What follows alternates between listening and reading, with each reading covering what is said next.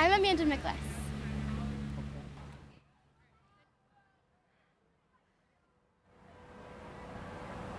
Hi, I'm Bethany Craxton. Hi, I'm Jory Arzamanian. Keep watching GPS 19. It's the only way you'll catch us.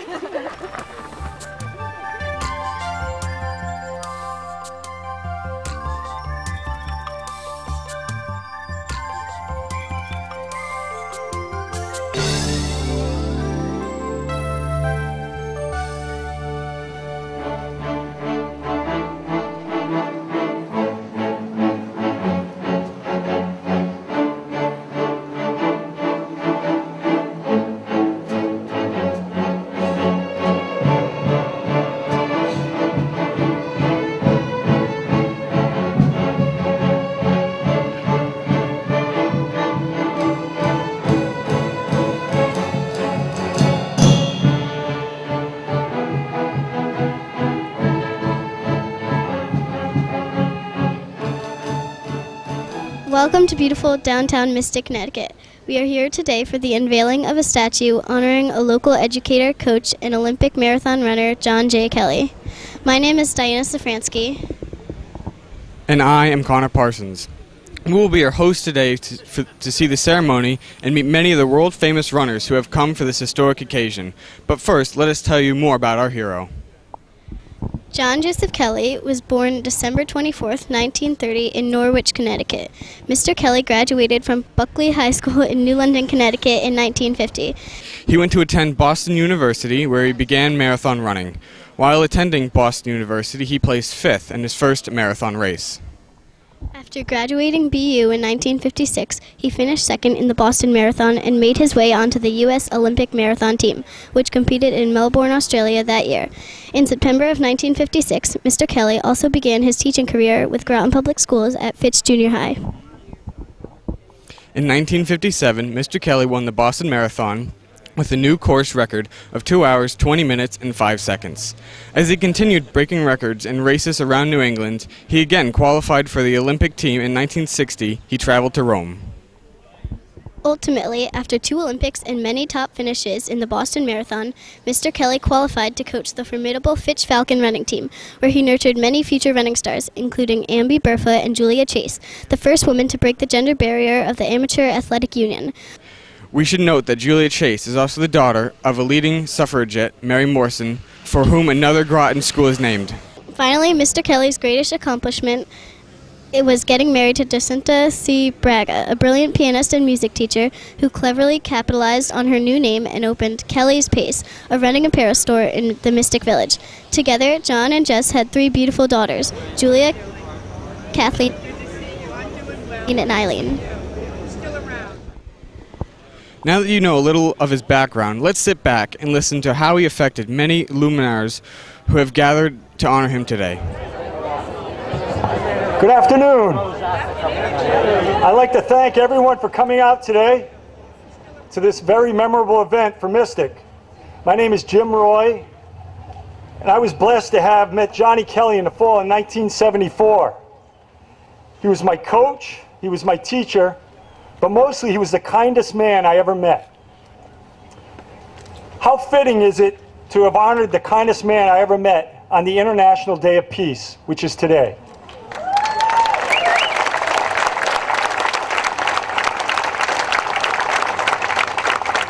It was an honor to lead the project where there was so much love. I wish I could pass along all the sentiments with so many warm and wonderful stories about John to all his friends. The project began 3 years ago. In many ways, it was similar to running a marathon. Initially, it was great fun. There was a lot of excitement. You know, it was like, oh, this is a piece of cake. During the middle, you know, it was hard. We had to stay focused. I felt like we weren't progressing fast enough. I felt, you know, anxious, like I needed to get to the end, similar as when you're running. And in the late miles, I really needed to dig in. There was a lot more red tape than I ever planned for. There was a lot of just, you know, things that you don't know. And then, now, today, I look out here and I think, geez, this is very similar to Boylston Street. Boylston's where the Boston Marathon finishes. And I feel like now it's finally come to fruition. We're coming down Boylston, and all of us together in a group, in a community, have done it. It's not one person, it's the community. Thank you.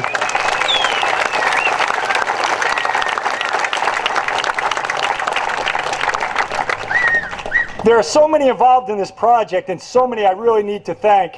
And I've made a list, and please hold the applause till the end, because I'm sure I've missed some, so I apologize for any I've missed. But I thought about this for a long time, and I've tried to hit the main, the people that I recall the most. Now, it's been 3 years, and I'm getting old, so again, I apologize. I'd like to start by thanking the Groton Town Council, namely Mayor Schmidt and former Mayor Summers, the Groton Historic District, the Groton Town Manager, Mark Ofinger, and his project manager, Rick Norris. Hanlon Studios, where Brian Hanlon teamed with us early on, which was another huge blessing in this project. Mr. Kamoli from Kamoli Granite in Westerly. He's 88 years young, and I loved working with him every minute of it. Derek Costa, he is actually my son-in-law, but he was the web designer right from the start. Since the first day he's been with us doing all the IT stuff. I'd like to thank Mystic Pizza for donating the pizzas for the reception, as well as their lead donor gift. The Mystic Arts Center, who's allowed us to gather there for today's reception. Foxwoods, who put on a sports exhibit featuring our beloved Johnny, and Bruce Flax, who headed up that. Neil Bobriff, who set up a 501c3, who I couldn't even spell that when I started. He did all the pro bono legal work, so thank you, Neil. And we have lead donors who are recognized on a plaque on the back of the boulder. All of them were huge in this project. The Kelley board members, they were inspirational and there for me all the time. Two of them I'd like to really stand out and really thank with my fullest. First is truly my fastest friend, Spiros Beres. Spy was there with me the whole way.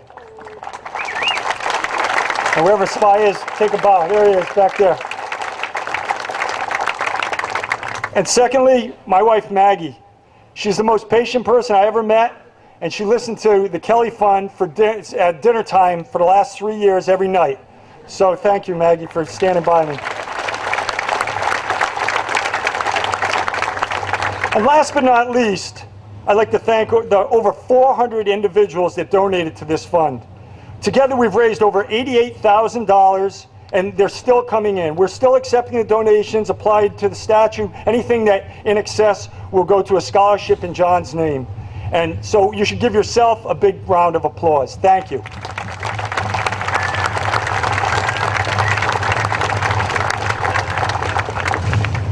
Now it's my pleasure to introduce the first guest speaker.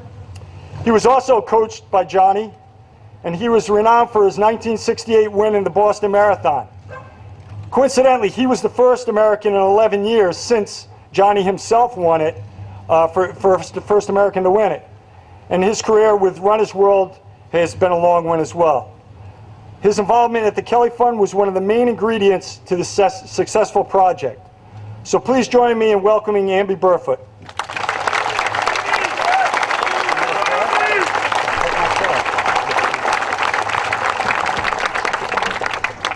Thank you, Jim.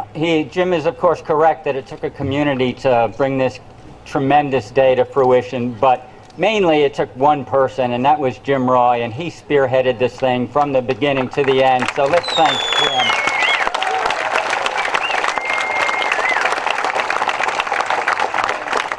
You may wonder why I'm wearing this ridiculous piece of sweater hood here. Some of the women at my 50th anniversary, high school anniversary last night said, "Oh, you just want to show off that you can still fit into your clothes." That's not the reason. The reason is that in the fall of 1962, I received this letter, my first varsity letter, cross country, from John J. Kelley. I had grown up here in Mystic. My father was head of the community center where we'll have our little function. in a few minutes. And I wanted to be an all-sports guy, football, baseball, and all that. Of course, I sucked at those things. We've got an unexpected visitor here. But I found out that there was one sport that was good for skinny people like me, and that was cross country. I didn't want to come here today to praise Kelley as a runner, but it has been suggested that we have a brief review of some of his many accomplishments, so I would like to do that. In high school in New London High, he set an American high school record in the mile. He went to college in Boston and was entranced by the Boston Marathon, and so he took that up and, of course, won it in 1957. And no American had won it in 12 years before he won it in 57. He made 2 Olympic teams. He went to Melbourne in 56 and to Rome in 1960. And in 1959, he won the Pan American Games marathon.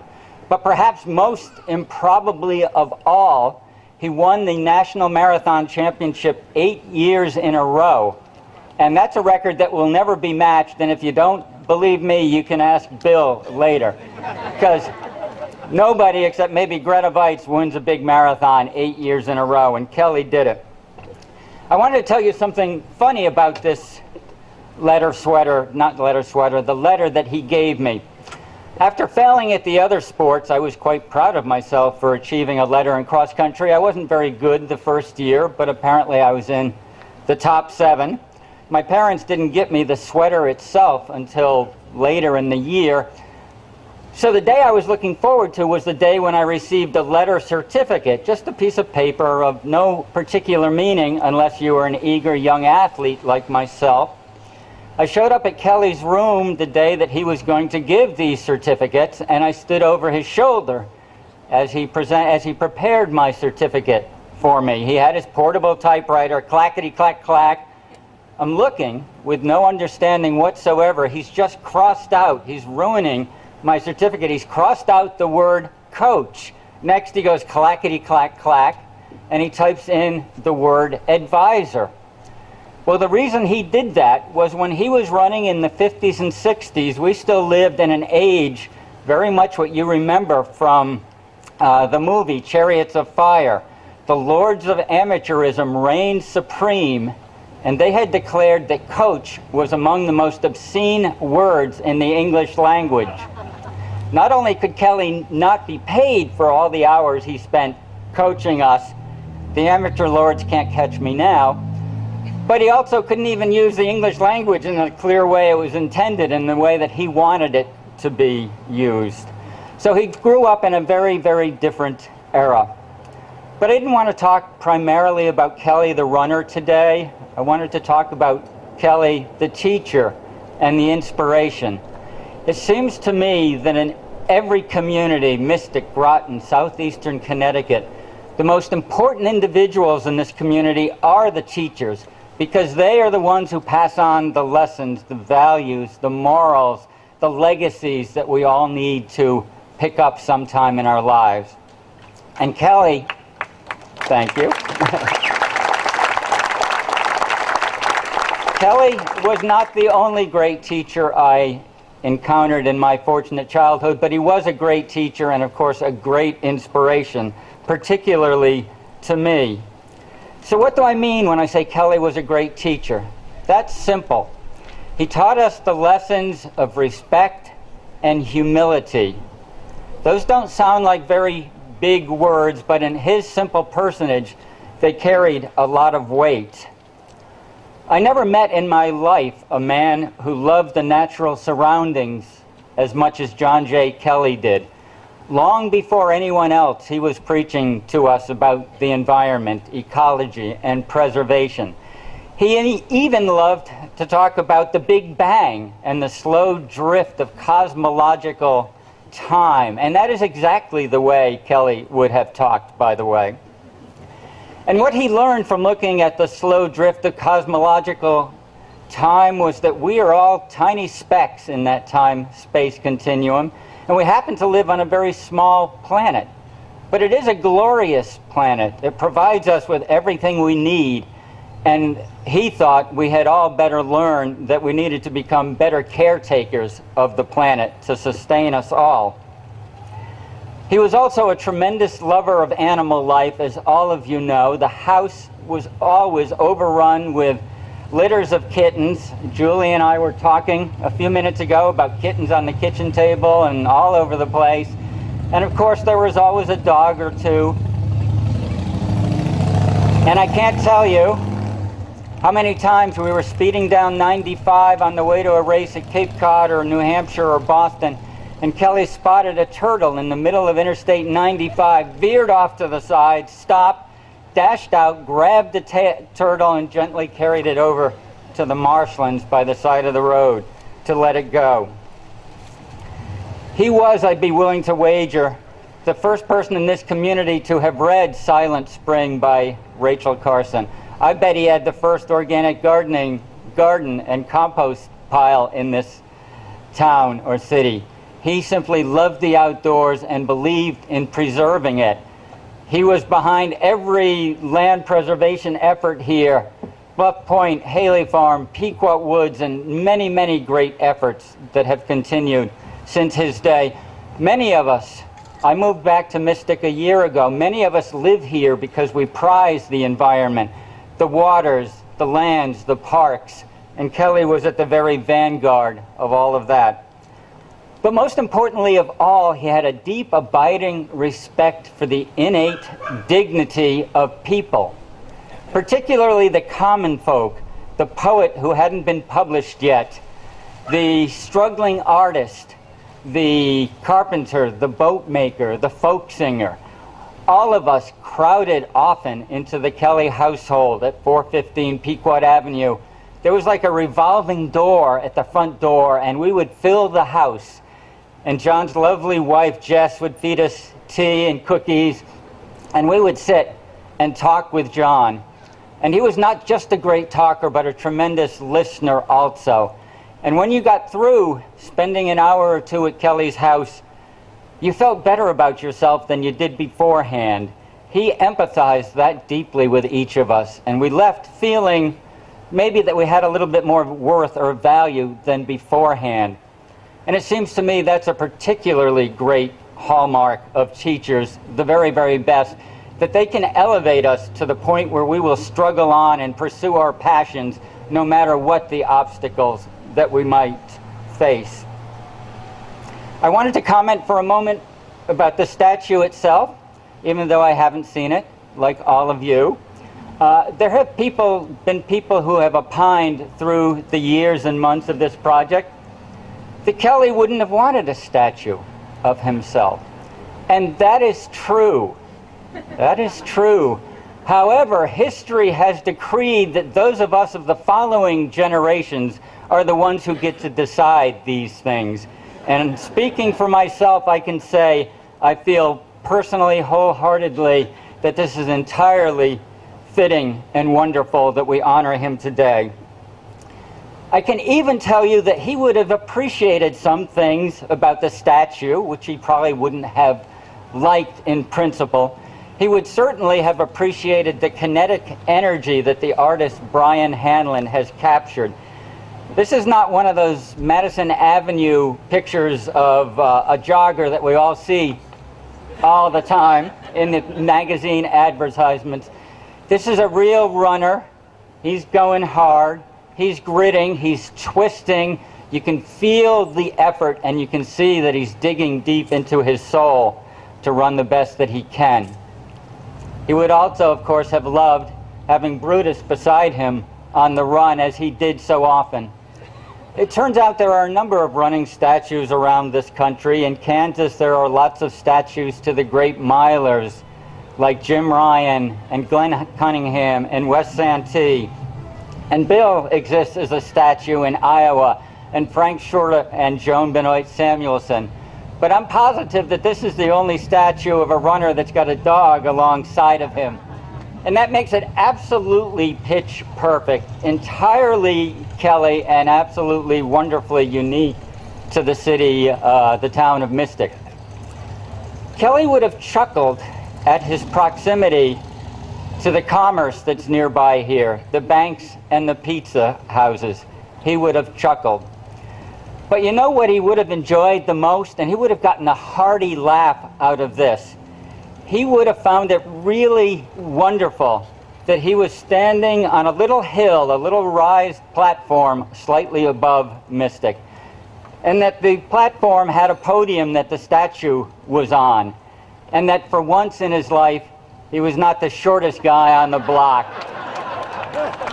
In fact, if he could talk to me right now, he'd say something like, Amby, all my life I've had to crane and look at the world upside down. I never knew what it looked like for you tall people. And it's really wonderful. He would have enjoyed the irony of that. In closing, I want to say that Kelley was indeed a man of small stature, but he was a teacher of towering inspiration and influence, and he always had a twinkling sense of humor at the end of the day. Thank you.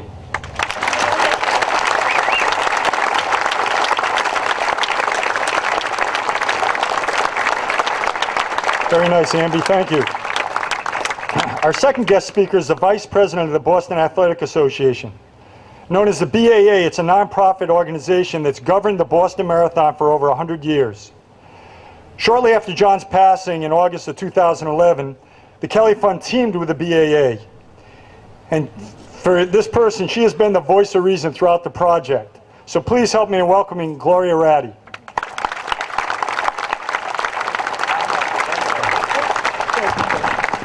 Thank you very much.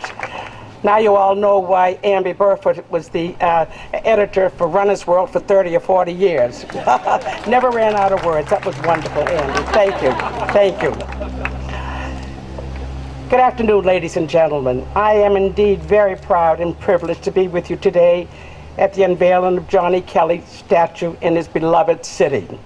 I have been with the Boston Athletic Association for many years, and part of my job responsibility is to act as liaison with Boston Marathon champions, and we have developed some great relationships, Johnny Kelley amongst them. As the only member of the BAA running club to capture the olive wreath, he was legendary in our history. His appearance at any of our events always added much luster and buzz amongst the media and attendees because of his boyish, beguiling manner, and he was always ready to provide many wonderful and interesting running vignettes.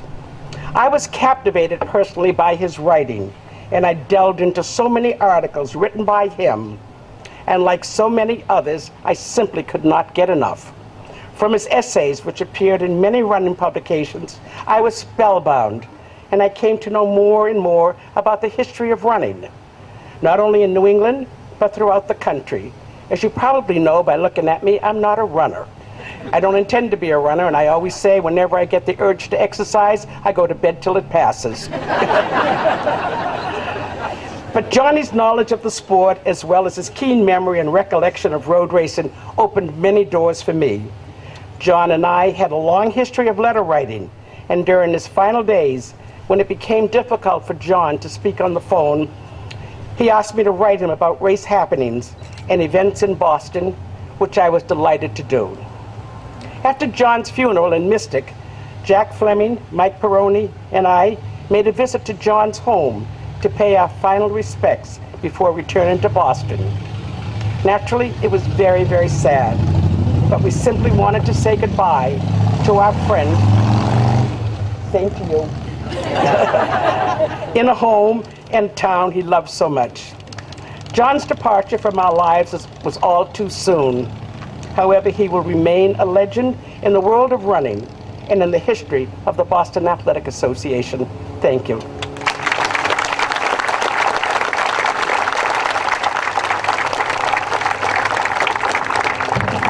Thank you, Gloria. Our next speaker, she won the 1972 Boston Marathon. And like many of us, she connected with John in many areas outside of running. Please help me welcome Nina Kusik.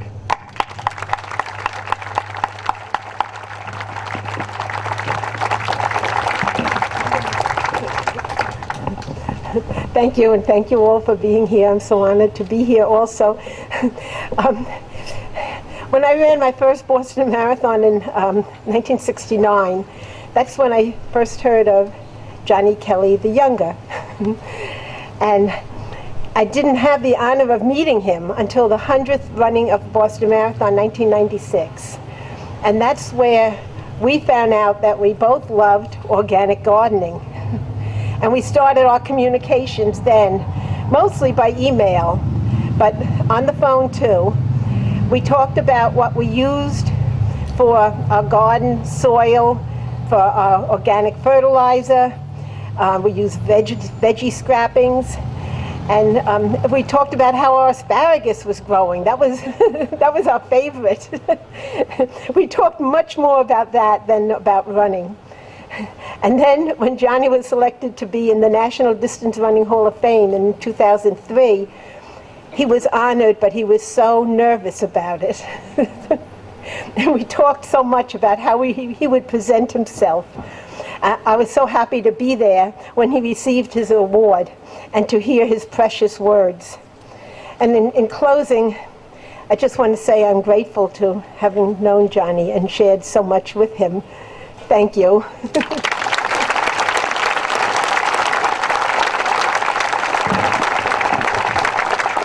Great, thank you, Nina.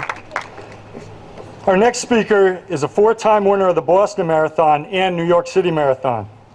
His endorsement to this project early on was a huge blessing. He's a champion on and off the roads. Please welcome your friend and mine, Bill Rogers.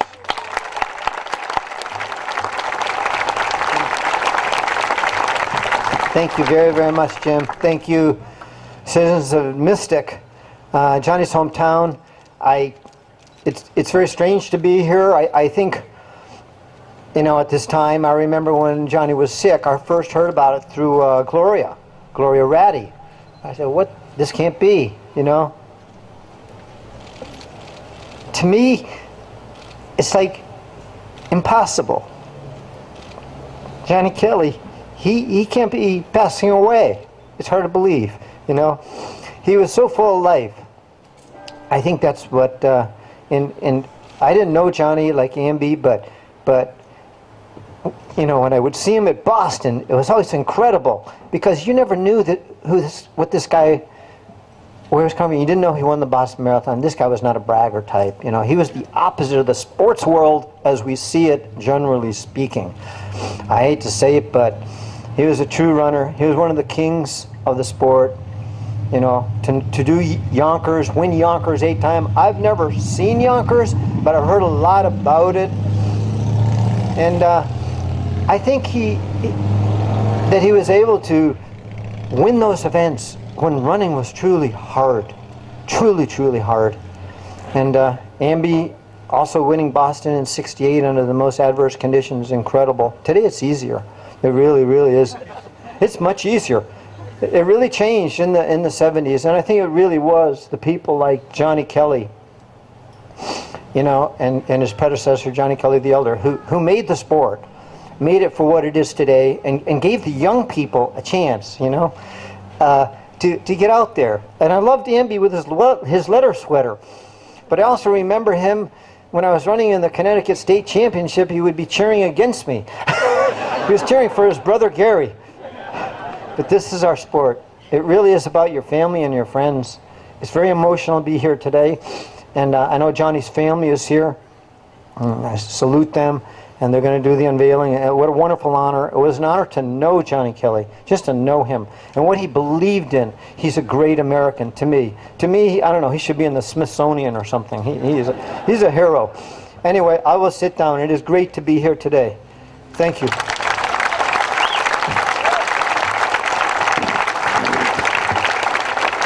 Thank you, Bill. That was great. At this time, I'd like to acknowledge the celebrity runners. And I'm sorry that, you know, we couldn't have everybody speak, but there's just so many celebrity runners that wanted to attend. I felt sorry for the people that would be standing. So I said, well, you know, I wanted to make sure that I acknowledged they were here. But at this time, I'll just give a brief statement of their accomplishments, and they'll stand. And most of them are in back of me here. So the first is Sarah Mae Berman. She was 3-time Boston Marathon champion. from 1969 to 1971.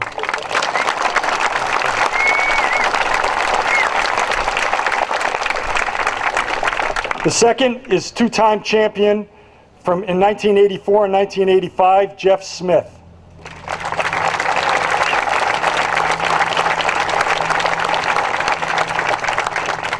The next is the pioneer in women's running, Julia Chase Brand.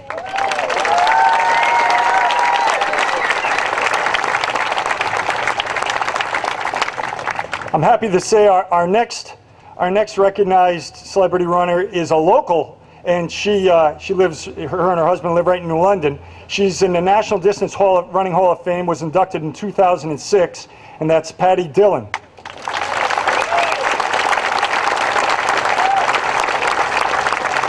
And we were fortunate enough to get 2 for 1 on this one. We got Dan, her husband, who's a 2-time All-American cross-country runner. He's here with her.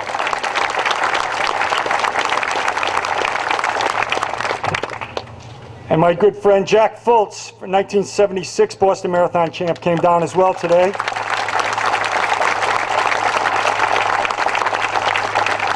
And Jack brought along with him a 7-time winner of Mount Washington, Bobby Hodge.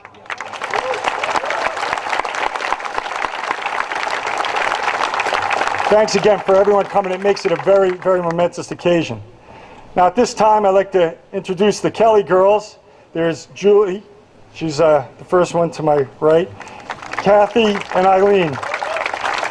They're all blessed with having their parents' kindness. They're truly kind and very loving. And I never had a sister, but if I did, I would love them just like a brother would. So I'm going to have them say a few words, and then they will do the unveiling.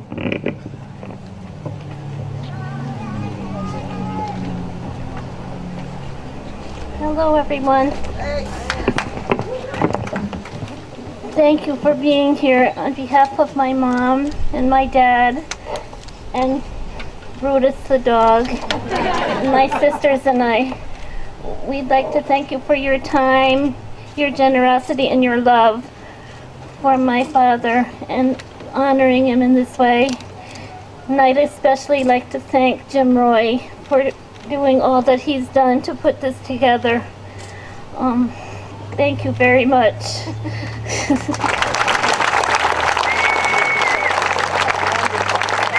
My mother would be very honored too.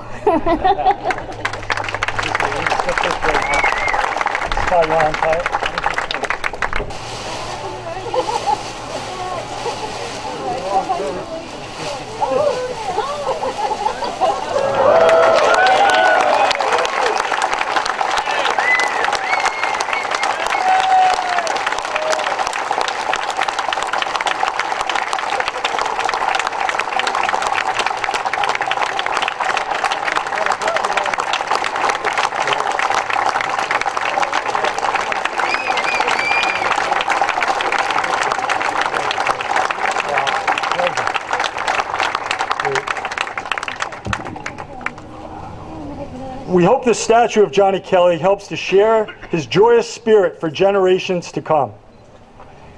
And many of you might know, but the unicorn on Johnny's chest is the logo or symbol for the Boston Athletic Association, the team which he ran for.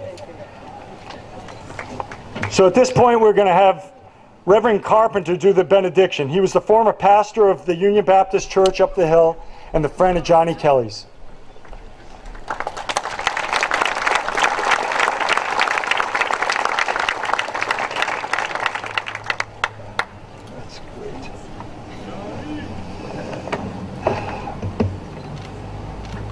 Jim has asked me to remind everyone that we have a reception down at the Mystic Arts Center after the benediction. So keep that in mind and gather down there for more fellowship.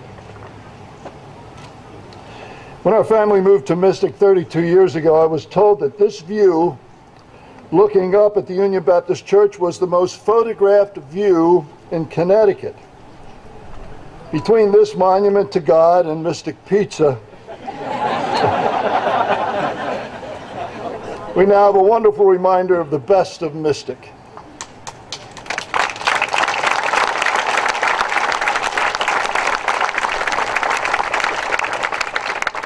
But as I state what we all believe, I can see Johnny's cheeks flush a bit and his downward glance, for he always was quick to turn attention away from himself in favor of others.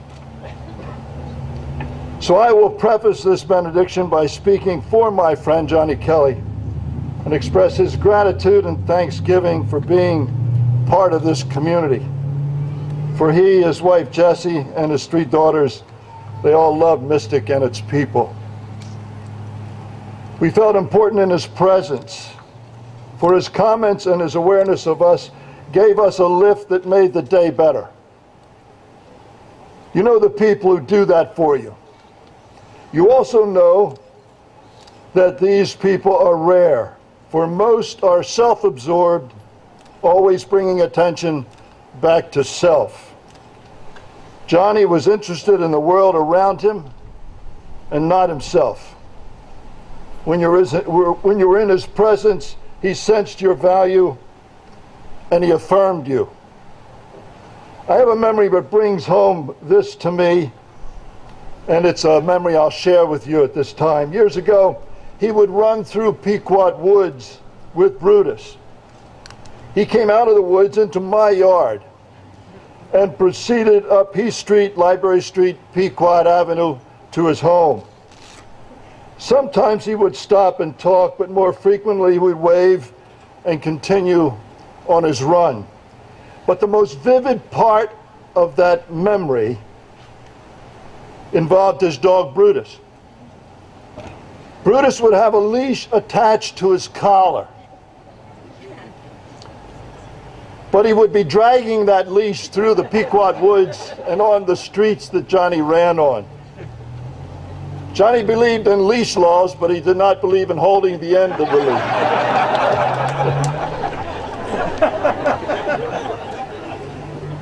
The dog ran free and dragged that leash on the ground behind him. This image tells you something very important about Johnny Kelley. When he communicated with people, he did not begin with his need to control you. He did not look for ways to focus on himself or how to control the world around him. Like Brutus, when we were in John's presence, we were free to be ourselves, and he was interested in what emerged from our conversations, from our perspective. Well, Johnny would be a bit uneasy at this point, having all this attention. I sense he would want me to move on, so let's absorb the benediction together. May we always be grateful for God's blessings. And may we in our communications with others seek to understand and bring peace to all. Let our deeds exceed our speech. And may we work to conquer fear, doubt, and despair in this world. May the Lord God help us to know the value of those special people in our midst, like Johnny Kelley. For they live life to the fullest, express gratitude for blessings they have received, and encourage others to do the same. God bless you all. Thank you.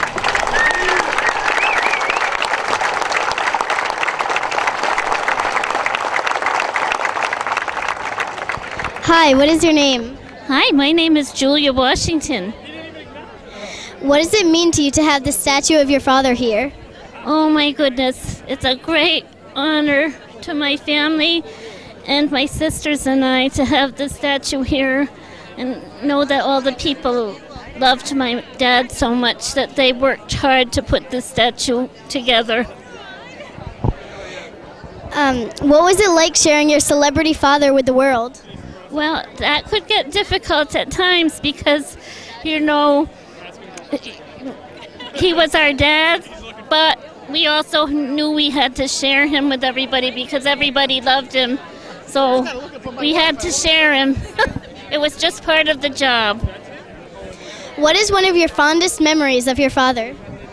Oh gosh, there are so many memories we have of Dad. What do you think is the fondest memory we have of Dad? Just growing up and riding to the penny candy store on our bikes. And he took us hiking through the woods. And my mother was saying, "Johnny, no more." And he would say, "Just a little bit further. Now come on, just a little bit further. It's not much farther." And by the time we were done, we had walked 10 miles. What do you want future generations to remember about him most? Well, that he was a nice man. He was a nice man and a good dad. Also a good runner, but he was a great dad. He was the best. And thanks for taking the time to talk with us. well, thank you, young lady. You're very sweet.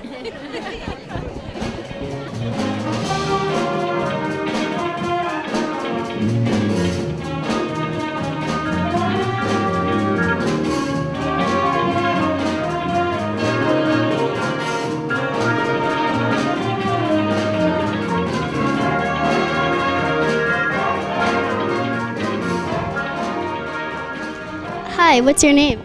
My name is Amby Burfoot, and I grew up here in Mystic, and I graduated from Fitch High in 1964. When did you first meet John Kelley? I first met John Kelley in 1962 when I tried out for the cross-country team. I was a failure at football and basketball. Skinny guys, no good at those sports, so I had to try cross-country, and I was lucky enough to find that he was the coach of the cross-country team at Fitch. What did you most admire about John Kelley? I most admired everything about John Kelley. I admired him as a runner, but I admired him even more as a teacher and visionary. Particularly, he had a love for the environment and the importance of organic gardening and taking care of our planet way, way before most people did. Can you recall an event or situation that describes the type of person he was? I wasn't prepared for that one. Here's what I'm recalling.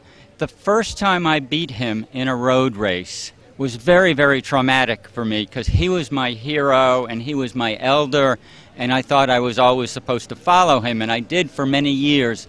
Finally, I beat him in a race, and I was horrified. I tried to hide under a tree. He came running over to me, hugged me, shook my hand, and said, Amby, that was a great race today." In what way did he influence your life? Well, again, he influenced my life in many, many ways, but I think primarily in living a simple life, in taking care of the planet and the environment, in believing in physical fitness for my whole life. I'm 68 now, and I'm still moving, slowly, but I'm still moving, and respect for all things. Why is it important that we have erected this statue of him? I think the most important reason is because he was a teacher in this community and because he was a visionary. And I think teachers are the most important people in any community because they pass on the wisdom and the lessons and the values that are all so important. Thanks for taking the time to talk with us. Thanks for talking with me.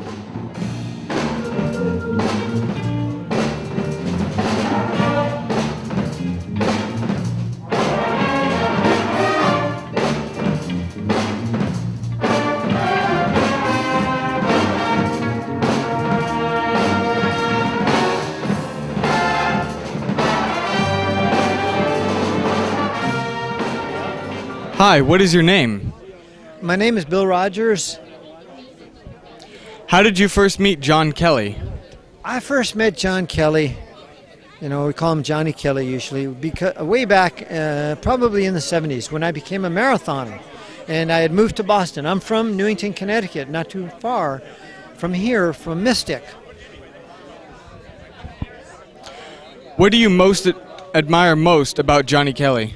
What I admire a lot of things about Johnny Kelley. One, he really was one of these people who stuck to his principles, believed in what he was doing, he loved what he was doing. He was, I think, kind of a lucky person in a way.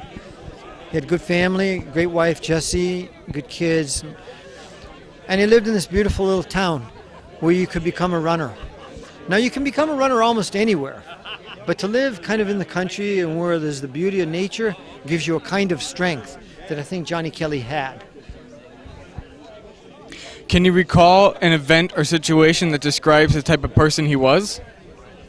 You know, I always think of Johnny, even though I know he won 8 national titles as a marathoner for the United States at the Yonkers Marathon, an old American marathon. He was a Boston Marathon champion. And I would see him in Boston, you know, and he was the most down-to-earth person I ever met in my life. He wasn't like a lot of very highly paid sports athletes who are pretty cocky and think they're the greatest thing since sliced bread was invented. But Johnny had a certain understanding, and I think it was because he was connected in nature. He knew how hard the sport was and how hard he trained. And to represent the United States globally, I think, is a great honor. And he did that for America. And so that's another way how I think of Johnny Kelley. In what way did he influence your life? Johnny influenced my life in that he was the coach of Amby Burfoot, who became the next American winner of the Boston Marathon in 1968.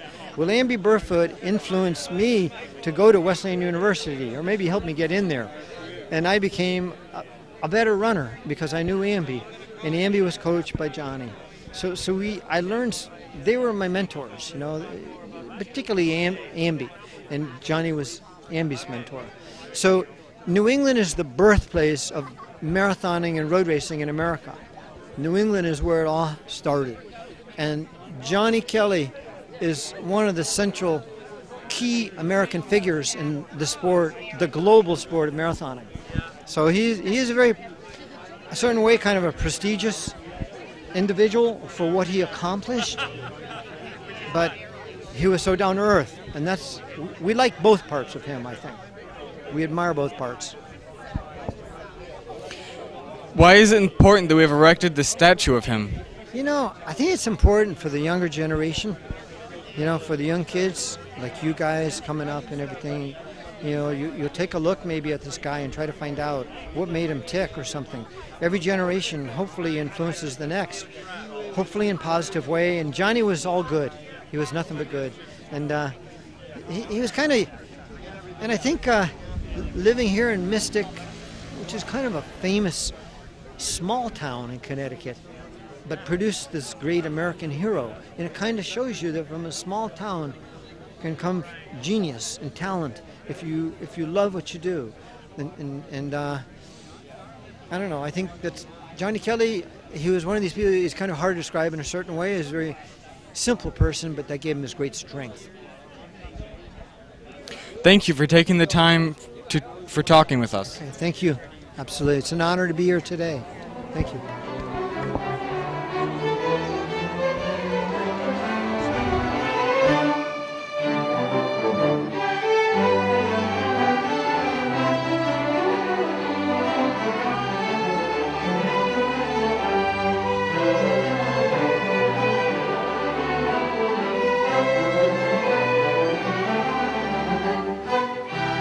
Hi, what's your name? I'm Julia Chase Brand. How did you first meet John Kelley? Oh, I was a kid in Groton, and Johnny Kelley used to run the golf courses, and I used to see him out running the golf courses, and then I realized who he was and how neat he was, and so I would go out there just in order to be there when he ran by and say, "Hi, Mr. Kelley," and I'd wait 3 hours, and he'd come back, and I'd say, "Hi, Mr. Kelley," and he was a nice guy. What did you most admire about John Kelley? His running was spectacular. He was just head and shoulders above, but it was the person. He was funny. He didn't take himself too seriously, and he was just smart and witty and thoughtful and kind. Can you recall an event or situation that describes the type of person he was? Lots of things, but I remember when I was a kid and I had a knee operation, and I was about your age, and he came to the hospital just to say hi after the operation. I thought that was pretty neat. And we continued to talk together until he was an 80-year-old man in the weeks before he died. Yeah. In what way did he influence your life? In what way did what? In what way did he influence your life? Oh, totally changed my life.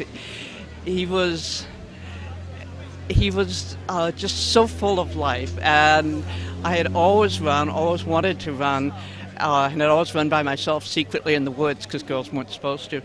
And he opened the whole world and got me in touch with people who had running clubs, and suddenly I was going all over New England, and he was also a friend for life, and you get a few of those and you're very lucky. Yeah. Why is it important that we have erected this statue of him? You only get that many special people in a generation, and he was the one for this area. He affected people as a teacher in the school. He and his wife had an open house. There were always 5 tired runners sleeping on the floor and another 10 having tea and arguing about something. It was just kind of it was a sports center, but it was also a group of friends that shaped this whole town. Yeah. We know you have another connection to Groton schools. Can you tell us about that? Well, actually, I went to school here as a kid, but my grandmother was a suffragette. Her name was Mary Morrison, and she was actually founded the League of Women Voters in Connecticut, and she was very active in all of that. And they named a school after her, and they actually celebrated her 120th birthday 2 years ago, and I went there with her Quaker cloak. She was Quaker, as many of the suffragettes were. And the kids went chanting, votes for women. And by the time the kids were halfway around the school, they changed it to votes for kids. Thanks for taking the time to talk with us. You're welcome. It's fun to talk about it. And thanks. You're welcome.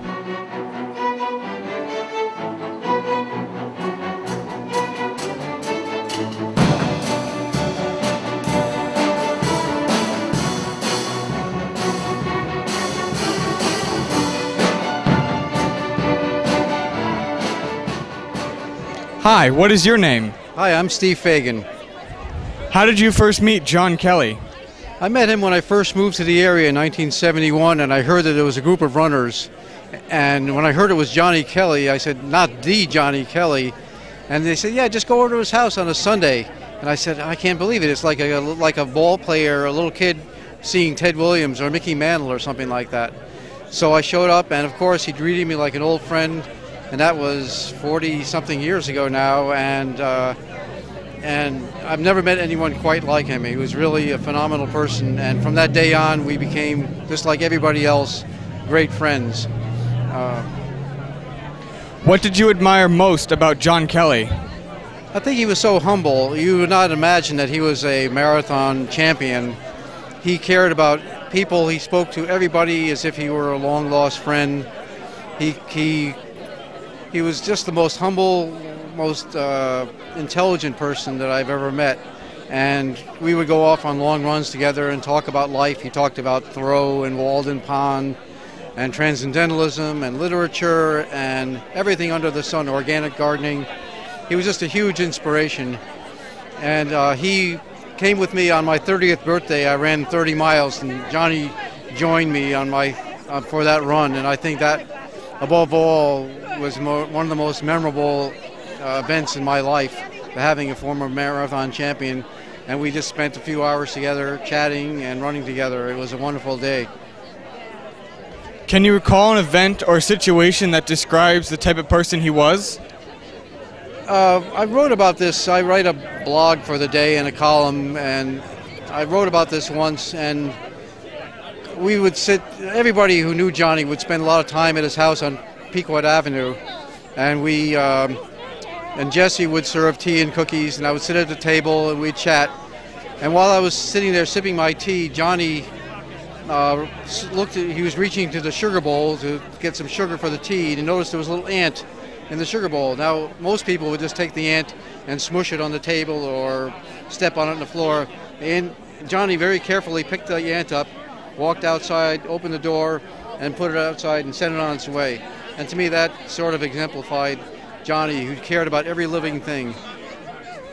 He was just a remarkably inspirational person. And I think that He was the first vegetarian that I met, and that sort of inspired me, along with Amby and others, to sort of pursue that lifestyle. And I think he touched so many people's lives, and his legacy endures because of that. In what way did he influence your life? Well, he was a runner, which I purport to be. I wound up running the Boston Marathon 11 years after having been inspired by him. But more than the running aspect, I think just a reverence for life, a passion for life, passion for all living things, a passion for learning, for literature, for being around other people. There was nobody quite like him that was able to capture that essence. And I don't think a day goes by that I don't think about Johnny in some way, that he was able to touch so many people. And everybody probably feels just as I did, that it was something personal to him. But hundreds, thousands of people probably have the same experience as I did.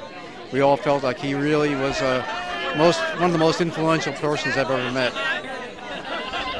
Why is it important that we have this statue erected of him?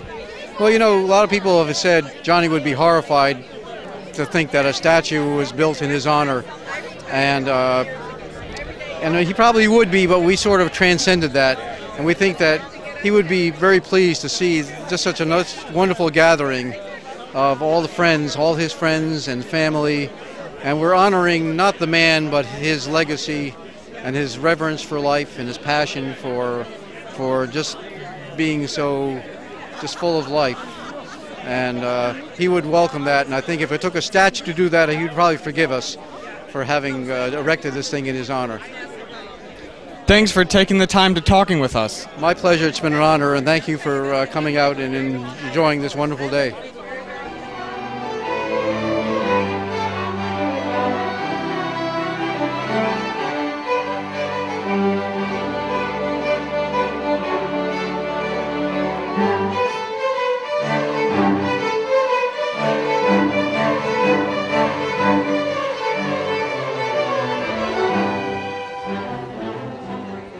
Hi, what is your name? Wayne Jacob. How did you first meet John Kelley? My first time I ever met him was the first day of cross-country practice my sophomore year at Fitch High School. What did you most admire about John Kelley? How he treated everybody and the type of person he was. He was just a real person, down to earth, and he made everybody feel comfortable around him. Can you recall an event or situation that describes the type of person he was?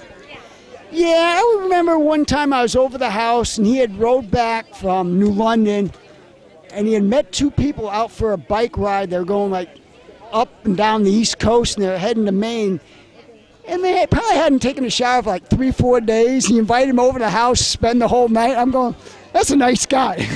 I mean, it was like, you know, most people wouldn't do that. In what way did he influence your life? Just by the type of person he was. I mean, he was, you know, I had never met anybody like him. And he was a peaceful man with dignity. Why is it important that we have erected this statue of him? It's just who he was and what he stood for. The type of person he is. We need more of him. And that's what we should, you know, use him as a role model for that. And this is a good start. Thanks for taking the time to talk with us. Thank you.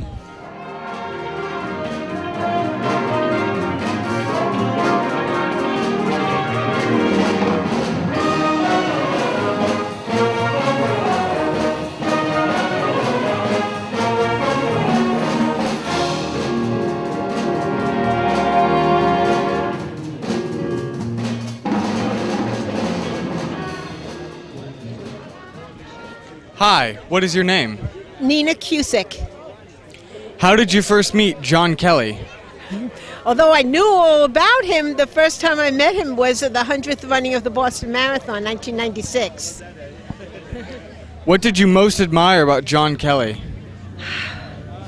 He was just so human, so humble, and we just made a connection. I don't know how we did it, but we found out both of us loved organic gardening. Can you recall an event or situation that describes the type of person he was?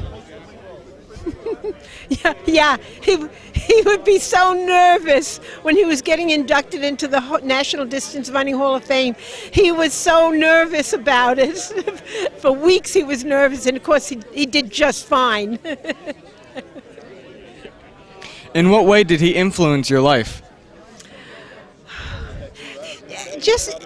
He was just so humble, and we became friends that had nothing to do with running. It was just about life. He would tell me how nervous he was about going to the Hall of Fame, and our organic gardening, and how we grew our asparagus and the compost that we used.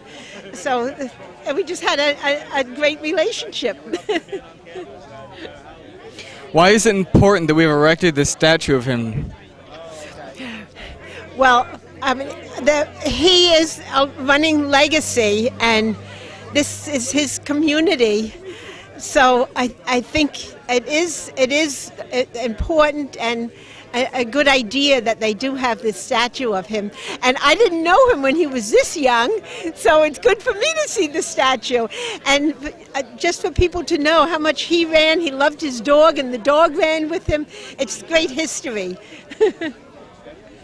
Thanks for taking the time for talking with us. Oh, thank you. You're welcome.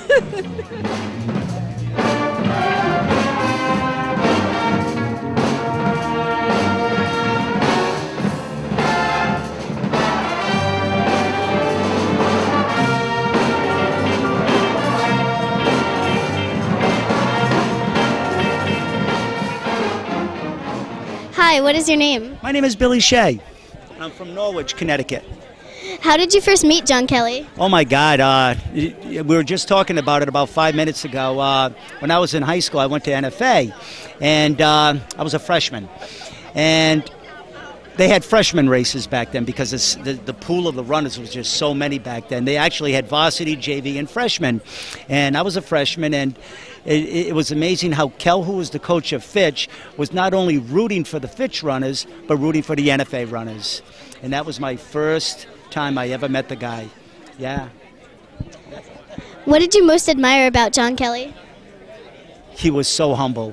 Everything about his life, his whole life was created around being humble, being a good person, treating people with respect and dignity. The guy would not harm a flea, like the old story goes, and if I remember it correctly, he was in the car with Amby, and there was a turtle in the middle of the road. And Kel made Amby stop the car. Kel got out of the car, picked up the turtle, and put it on the side of the road. Kel wouldn't hurt a flea. Not at all. Can you recall an event or situation that describes... why is it important... No, wait. In what way did he influence your life? He was more like a role model. He was definitely a role model, a mentor. When I really became associated with him back in 1974, after I graduated and went to college with Wayne Jacob and Joe Banis at Johnson & Wales, I got to know him as a person. And he always said, always said, be humble. Be humble. Don't talk about yourself. You know, everything will come together in life, and just be a good person. Why is it important that we have erected the statue of him? Well, if anyone deserves it, he deserves it. There's no one... He's all about mystic. You know, I remember the days coming down this hill and running with Kel and going out to Mason's Island. And, you know, I think about it now, and whoever would have thought back then that a statue would be here of him right now. There's no man more deserving of what he's going to get today than him. Thanks for taking the time to talk to us. You're welcome. Thank you. Thank you.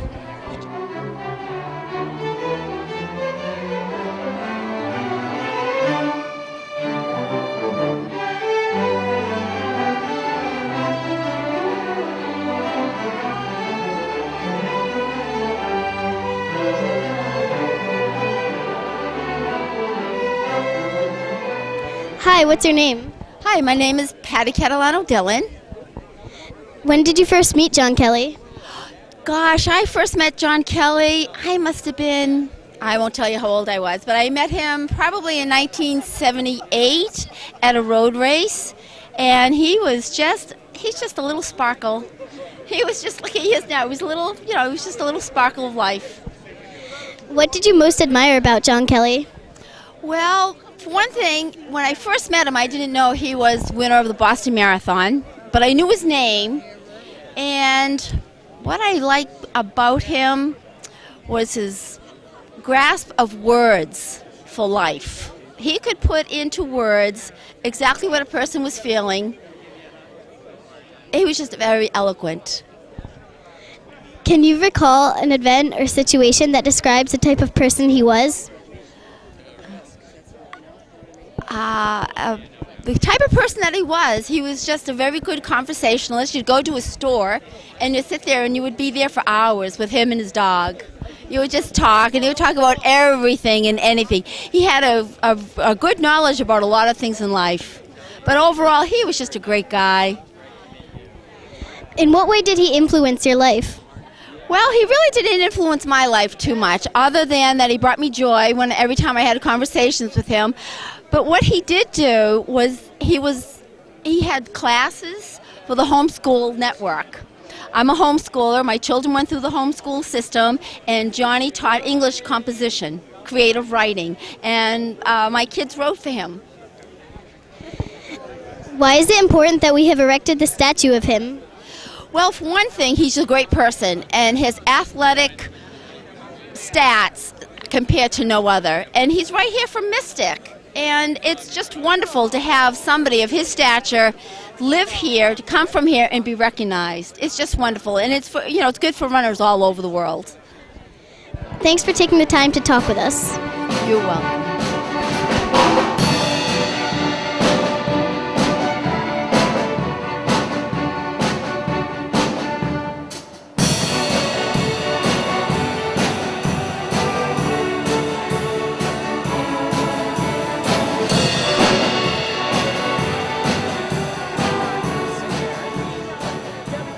Hi, what is your name? Hi, I'm Danny Dillon, and I was a friend of Johnny Kelley's, and my wife is a marathon runner back in the 70s and 80s. I ran a few marathons back then too, so everybody who runs marathons, and especially people from around New England and particularly Connecticut, knew Johnny Kelley, loved Johnny Kelley, and we always used to go visit him at the store, and we went on several runs with him, and who was a wonderful guy and a great person to know in more ways than just about the running. An excellent guy to be around, to spend time around. Always had interesting stories to tell. So, how did you first meet John Kelley? When I'm trying to think. I think I didn't meet Johnny in person until I moved down here to Connecticut about 15 years ago with my wife, Patty.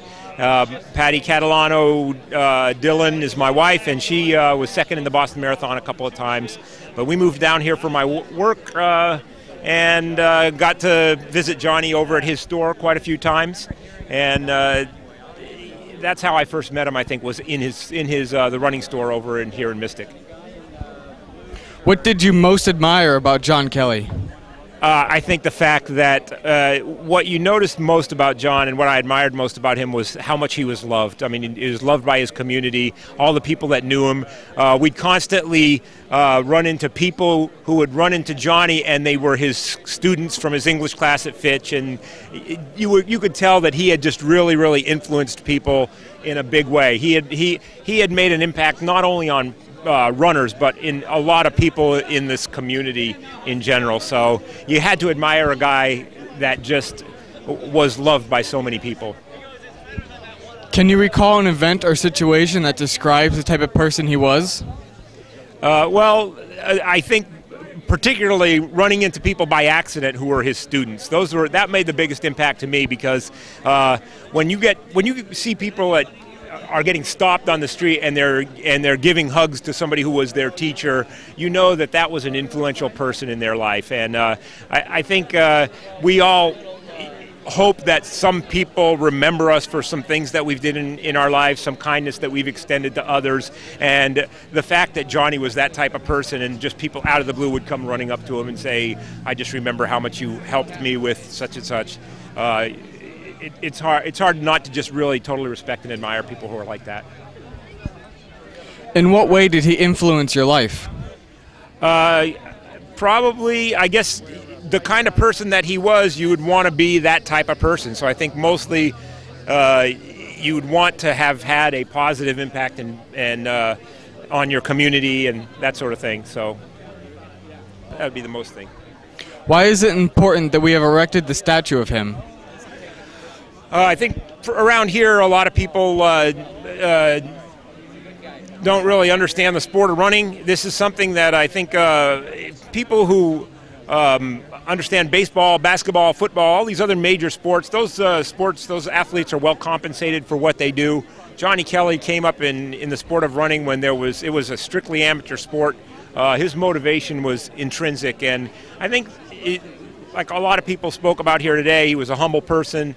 And you look at a lot of athletes, and as been pointed out in the media many times, a lot of them are self-centered.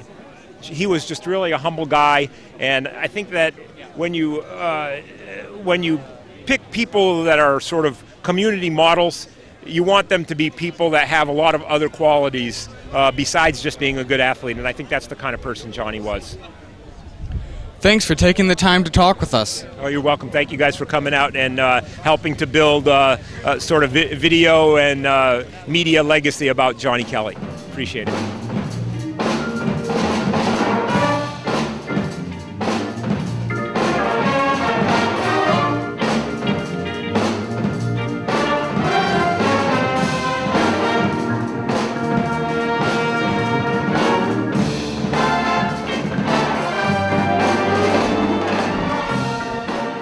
Hi, what is your name? Brian Hanlon. How did you first meet John Kelley? I have never met John Kelley. I'm the sculptor, and I was commissioned to build a statue of John for Mystic. What did you most admire about John Kelley? Reading about John Kelley was very inspiring because of his ability to not only win many races, but inspire many people through his behavior in town as an educator and a humanitarian. Can you recall an event or situation that describes the type of person he was?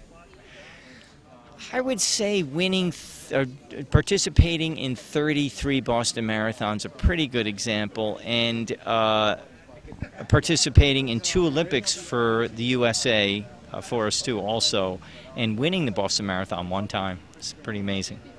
In what way did he influence your life?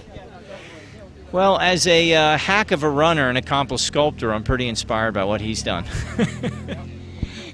Why is it important that we have erected the statue of him? Public art is important for a couple reasons. One, we're creating a historical marker to tell you a story of an individual who maybe lived at a level that inspires and educates us to be better people in our town, in our state, in our country. Thanks for taking the time to talk with us. You're welcome. Thank you.